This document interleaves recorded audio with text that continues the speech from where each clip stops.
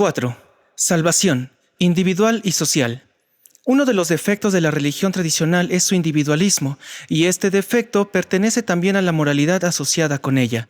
Tradicionalmente, la vida religiosa era, por así decirlo, un diálogo entre el alma y Dios. Obedecer la voluntad de Dios era virtud, y esto era posible para el individuo sin tener en cuenta el estado de la comunidad.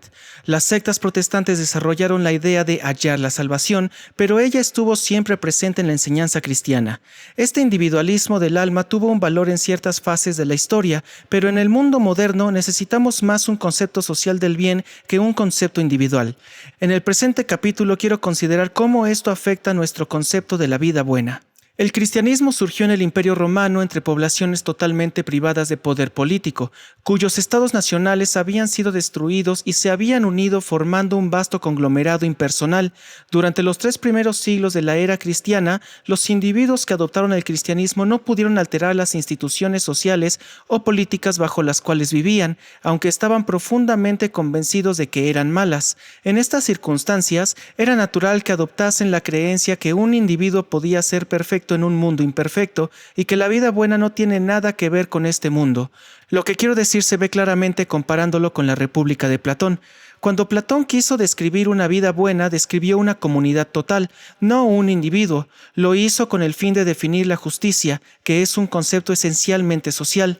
Estaba acostumbrado a la ciudadanía de la República y la responsabilidad política era algo que daba por sentado.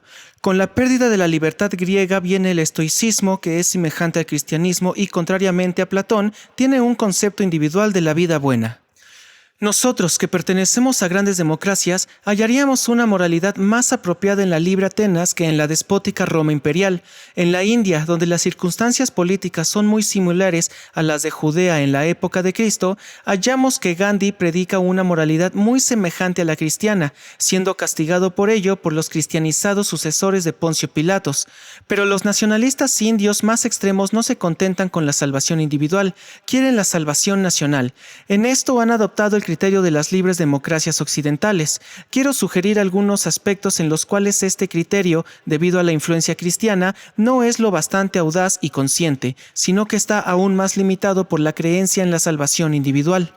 La vida buena, tal como la concebimos, exige una multitud de condiciones sociales y no se puede realizar sin ellas. La vida buena, decimos, es una vida inspirada en el amor y guiada por el conocimiento. El conocimiento requerido puede existir solo donde los gobiernos o los militares se dedican a su descubrimiento y difusión. Por ejemplo, la extensión del cáncer es alarmante. ¿Qué vamos a hacer acerca de ello? Por el momento, nadie puede responder a la pregunta por falta de conocimiento, y el conocimiento no va a surgir como no sea por medio de fundaciones dedicadas a la investigación. Igualmente, el conocimiento de la ciencia, la historia, la literatura y el arte debería estar abierto a todos los que desean. Esto requiere complicadas disposiciones de parte de las autoridades públicas y no puede lograrse mediante la conversión religiosa.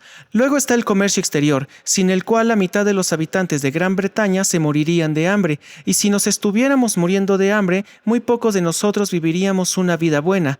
No se necesita multiplicar los ejemplos. Lo importante es que, en todo lo que diferencia una vida buena de una mala, el mundo es una unidad, y el hombre que pretende vivir independientemente es un parásito, consciente o inconsciente. La idea de la salvación individual con que los primeros cristianos se consolaron de su sujeción política se hace imposible en cuanto esperemos a un estrecho concepto de la vida buena.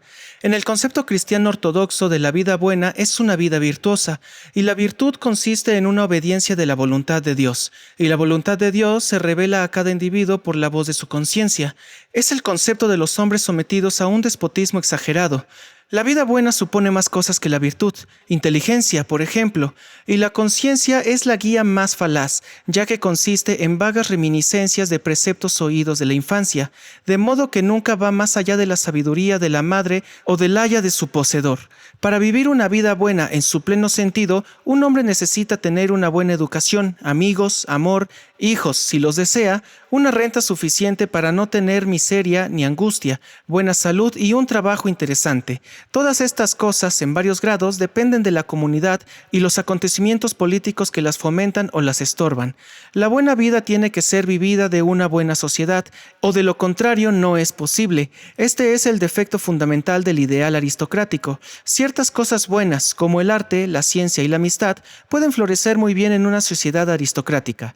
Existieron en Grecia, con una base de esclavitud, existen entre nosotros, con una base de explotación, pero el amor en forma de simpatía o benevolencia no puede existir libremente en una sociedad aristocrática. El aristócrata tiene que convencerse de que el esclavo, el proletario o el hombre de color son de arcilla inferior y de que sus padecimientos carecen de importancia. Actualmente, los cultos caballeros ingleses azotan con tal crueldad a los africanos que estos mueren después de horas de angustia indecible, aun cuando estos caballeros sean bien educados, artistas y admirables conversadores. No puedo reconocer que vivan una vida buena. La naturaleza humana impone cierta limitación a la compasión, pero no hasta tal extremo. En una sociedad democrática, solo un maníaco procedería de este modo. La limitación de la compasión se supone el ideal aristocrático en su condenación. La salvación es un ideal aristocrático, pero es individualista. Por esta razón, también la idea de la salvación es personal. De cualquier modo que se interprete y difunda, no puede servir para la definición de la vida buena. Otra característica de la salvación es que procede de un cambio catastrófico como la conversión de San Pablo. Los poemas de Shelley nos proporcionan una ilustración de este concepto aplicado a las sociedades. Llega un momento en que todos se convierten, huyen los anarquistas y comienza de nuevo la gran época del mundo. Puede decirse que un poeta es una persona sin importancia, cuyas ideas son intrascendentes, pero yo estoy persuadido de que una gran proporción de líderes revolucionarios tienen ideas extremadamente semejantes a las de Shelley. Han pensado que la miseria, la crueldad y la desgracia se debían a los tiranos, los sacerdotes, los capitalistas y los alemanes, y que si estas fuentes del mal eran derrocadas, habría un cambio general y todos vivirían felices de allí en adelante. Con estas creencias han estado dispuestos a hacer la guerra a la guerra. Los que sufrieron la muerte y la derrota fueron relativamente afortunados. Los que tuvieron la desgracia de vivir victoriosos fueron reducidos al cinismo o a la desesperación por el fracaso de sus esperanzas. La última fuente de estas esperanzas era la doctrina cristiana de la conversión catastrófica como el camino de la salvación. No quiero sugerir que las revoluciones no sean nunca necesarias, sino que no constituyen atajos al milenio. No hay atajos en la vida buena, ya individual o social. Para hacer una vida buena tenemos que desarrollar la inteligencia, el dominio de nosotros mismos y la compasión.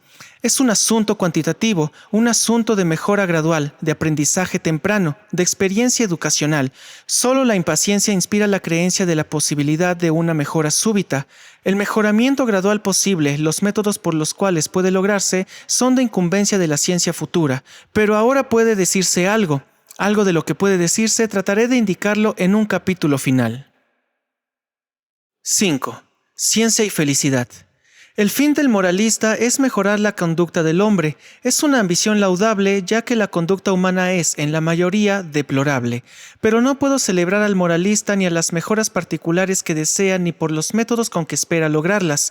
Su método ostensible es la exhortación moral. Su método real, si es ortodoxo, es un sistema de premios y castigos económicos.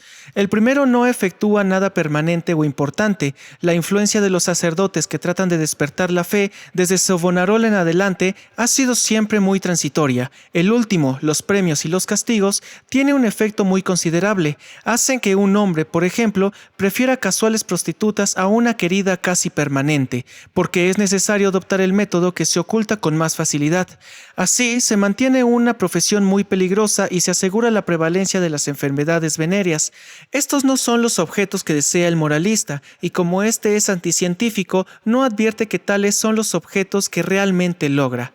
¿Hay algo mejor que sustituya a esta mezcla anticientífica de sermones y sobornos? Yo creo que sí. Los actos del hombre son dañinos, ya por ignorancia o por malos deseos. Los malos deseos, cuando hablamos desde un punto de vista social, pueden ser definidos por los tendientes a disfrutar los deseos de otros, o más exactamente, los que disfrutan más deseos que los que facilitan. No es necesario insistir acerca de los daños que nacen de la ignorancia. En este caso, todo lo que se necesita es un conocimiento mayor, de modo que el camino de mejorar está en la investigación y en la educación. Por el daño que nace de los malos deseos es un asunto un poco más complicado. En el hombre y la mujer medios hay una cierta cantidad de malevolencia activa, una mala voluntad especial dirigida contra los enemigos particulares y un placer general impersonal por las desdichas de los otros. Se acostumbra a ocultar esto con frases amables. La mitad de la moral convencional está dedicada a ocultarlo, pero hay que tener esto en cuenta si se quiere lograr el fin de los moralistas de mejorar nuestros actos.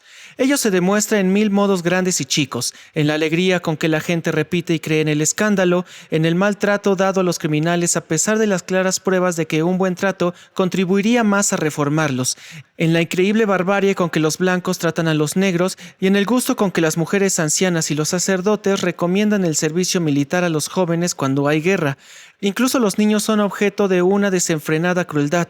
David Copperfield y Oliver Twist no son imaginarios. Esta malevolencia activa es el peor aspecto de la naturaleza humana y uno de los que es más necesario cambiar para que el mundo sea más feliz. Probablemente esta causa tiene más que ver con la guerra que con todas las consecuencias económicas y políticas juntas.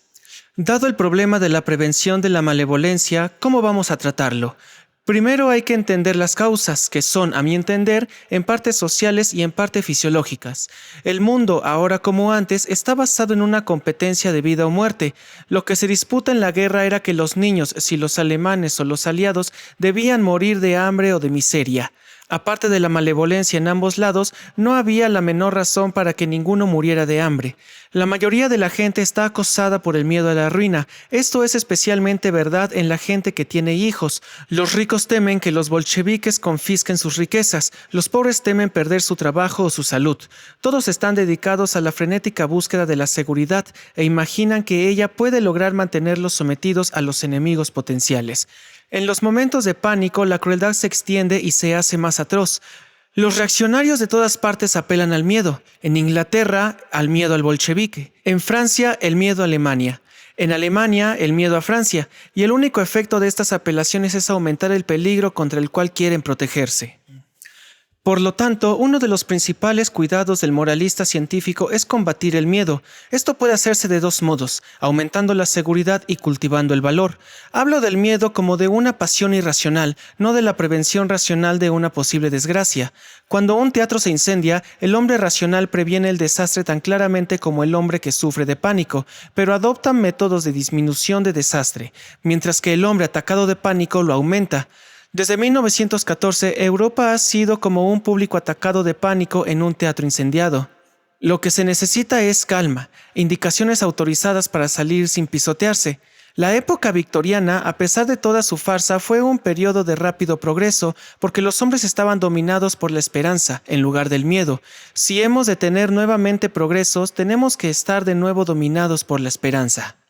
Todo lo que aumenta la seguridad general disminuye la crueldad.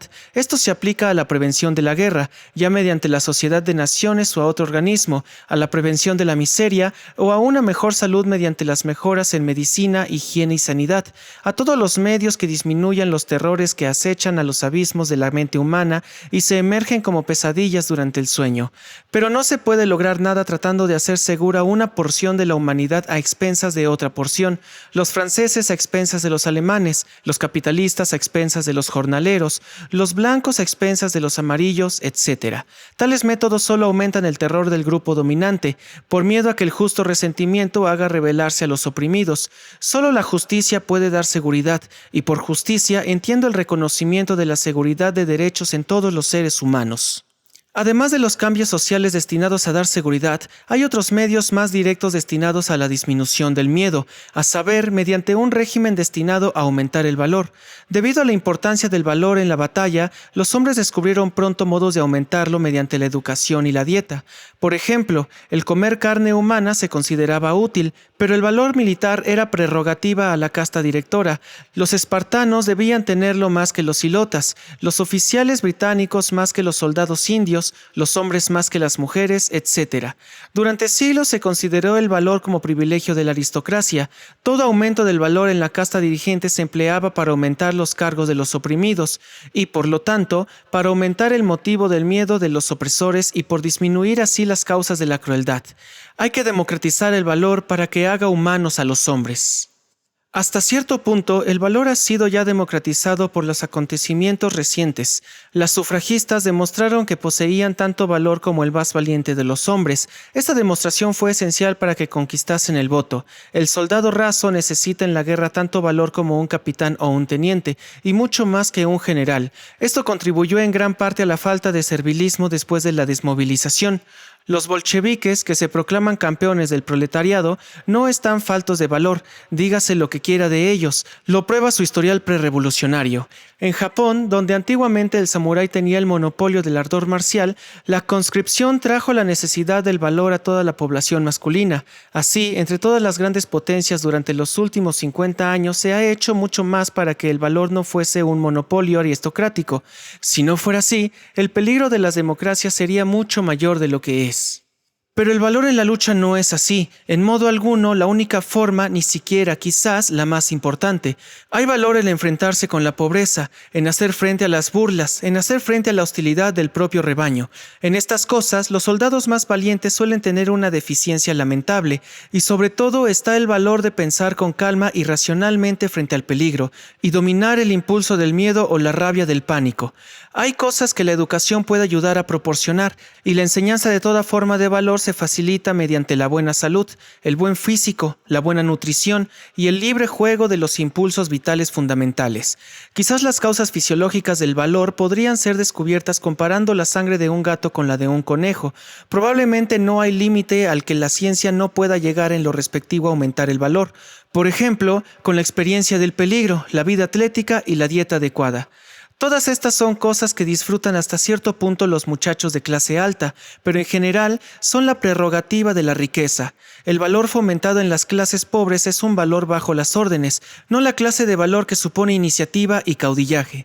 Cuando las cualidades que ahora confieren caudillaje se hagan universales, no habrá ya conductores ni conducidos, y la democracia será realizada al fin.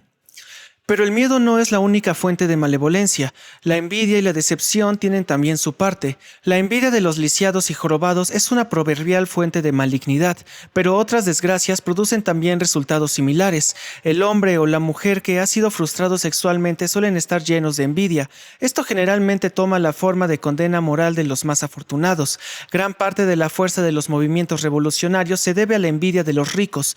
Los celos son, está claro, una forma especial de envidia. Envidia del amor. Los viejos con frecuencia envidian a los jóvenes. Cuando es así, suelen tratarlos con crueldad. No hay, que yo sepa, modo de evitar la envidia, como no sea hacer más plenas y dichosas las vidas de los envidiosos y fomentar en la juventud la idea de las empresas colectivas en lugar de la competencia. Las peores formas de la envidia son de las que no han tenido una vida plena en lo respectivo al matrimonio, los hijos o la carrera. Tales desdichas pueden evitarse en la mayoría de los casos mediante instituciones sociales mejores. Sin embargo, hay que reconocer que suele quedar un residuo de envidia. Hay muchos casos en la historia de generales tan envidiosos el uno del otro que han preferido la derrota a realzar la reputación del colega. Dos políticos del mismo partido o dos artistas de la misma escuela casi seguramente tienen celos el uno del otro. En tales casos, solo queda disponer en todo lo posible que cada competidor no pueda dañar al otro y solo sea capaz de ganar mediante la superioridad de su mérito. Los celos que los artistas tienen en su rival generalmente causan poco daño, ya que el único medio eficaz de darle salida es pintar cuadros mejores que el otro, pues no cabe la posibilidad de destruir los cuadros del rival afortunado.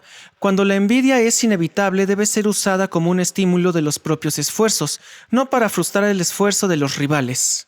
Las posibilidades de la ciencia en lo relativo a aumentar la dicha humana no están limitados a disminuir los aspectos de la naturaleza humana que contribuyen a la mutua derrota y a que, por lo tanto, llamamos malos. Probablemente no hay límite en lo que la ciencia puede hacer para aumentar la excelencia positiva.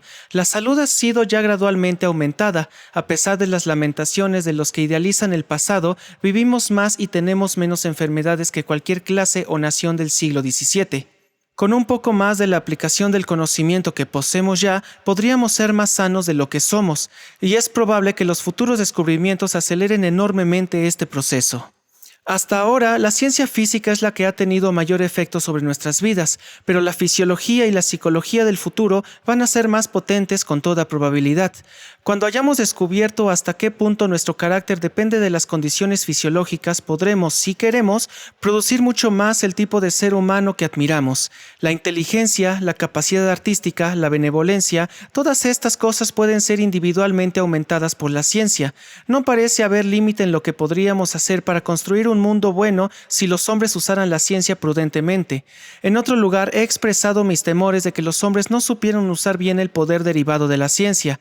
En este momento me preocupa el bien que podrían hacer los hombres si quisieran, no la cuestión de si van a preferir hacer el mal. Hay una cierta actitud acerca de la aplicación de la ciencia a la vida humana con la que yo simpatizo, aunque en último análisis no estoy de acuerdo con ella. Es la actitud de los que temen todo lo que no es natural. Rousseau es, claro está, el protagonista de este criterio en Europa. En Asia, Lao Tse expulsó tales ideas de un modo más persuasivo y 2400 años antes. Creo que hay una mezcla de verdad y mentira en la admiración de la naturaleza, que es importante aclarar. Para empezar, ¿qué es lo natural?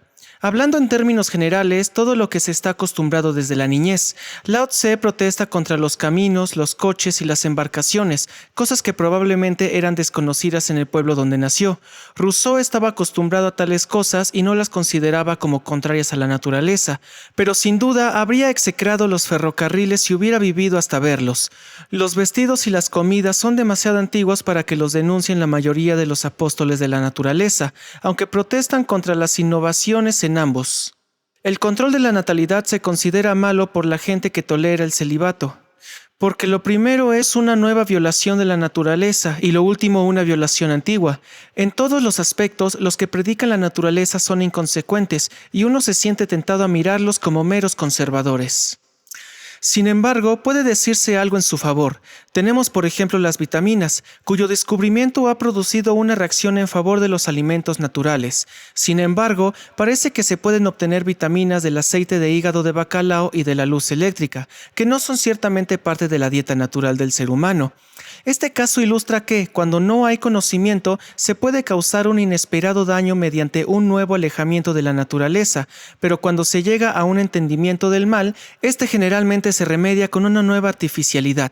Con respecto a nuestro ambiente físico y a los medios físicos de complacer nuestros deseos, no creo que la doctrina de la naturaleza justifique nada, aparte de una cierta prudencia experimental en la adopción de nuevos expedientes. Los vestidos, por ejemplo, son contrarios a la naturaleza y necesitan ser complementados con alguna otra práctica antinatural, a saber, el lavado, para que no traigan enfermedades, pero las dos prácticas juntas hacen al hombre más sano que el salvaje que las huye. Hay algo más que decir acerca de la naturaleza en el reino de los deseos humanos. El obligar a un hombre, a una mujer o a un niño a una vida que frustra sus más fuertes deseos es a la vez cruel y peligroso. En este sentido, una vida de acuerdo con la naturaleza debe recomendarse con ciertos requisitos. No hay nada más artificial que un ferrocarril subterráneo, pero no se violenta la naturaleza de un niño cuando se le hace viajar en él. Por el contrario, casi todos los niños hallan encantadora la experiencia. Las artificialidades que satisfacen los deseos de los seres humanos ordinarios son buenas, cuando son iguales las otras cosas, pero no se dice nada de los modos de vida que son artificiales en el sentido de estar impuestos por la autoridad o la necesidad económica.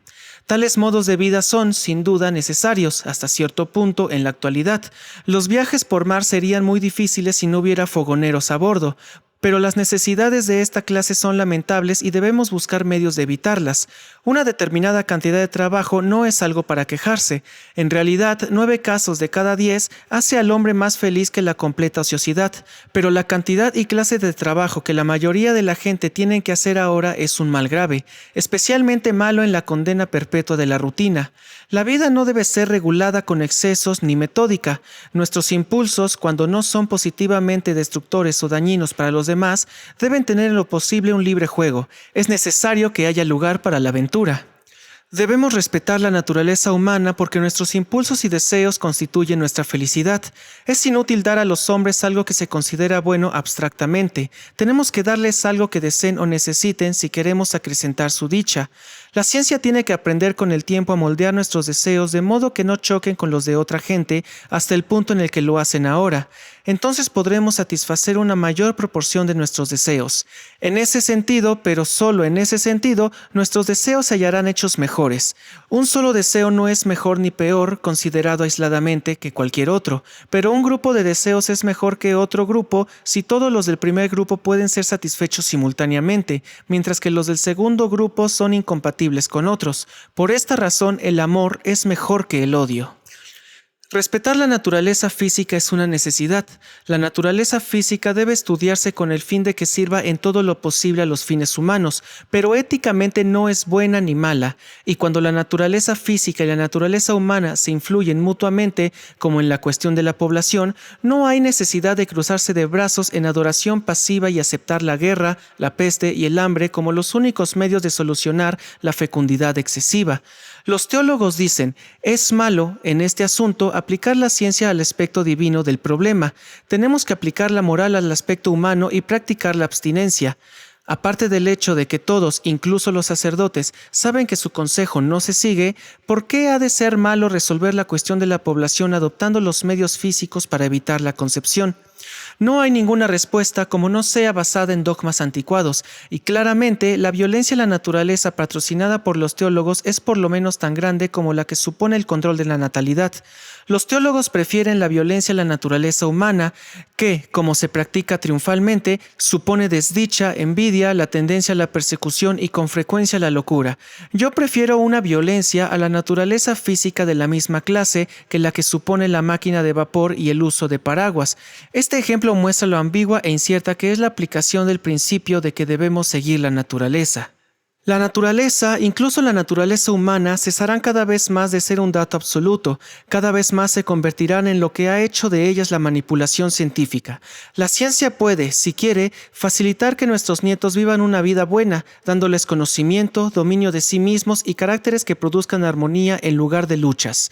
En la actualidad enseña a nuestros hijos a matarse entre sí porque muchos hombres de ciencia están dispuestos a sacrificar el futuro de la humanidad a su momentánea prosperidad, pero esta fase pasará cuando los hombres hayan adquirido el mismo dominio sobre sus pasiones que tienen ya sobre las fuerzas físicas del mundo exterior.